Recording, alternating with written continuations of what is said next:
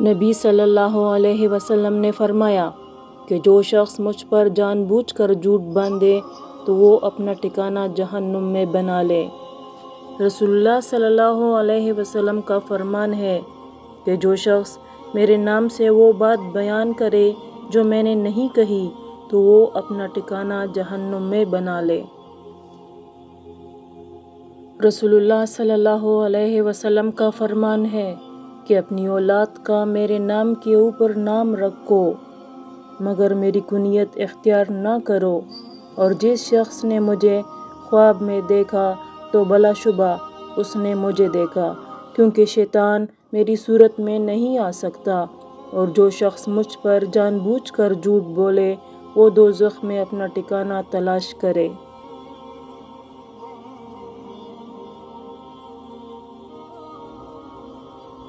جحیفہ کہتے ہیں کہ میں نے حضرت علی رضی اللہ عنہ سے پوچھا کہ کیا تمہارے پاس کوئی اور بھی کتاب ہے؟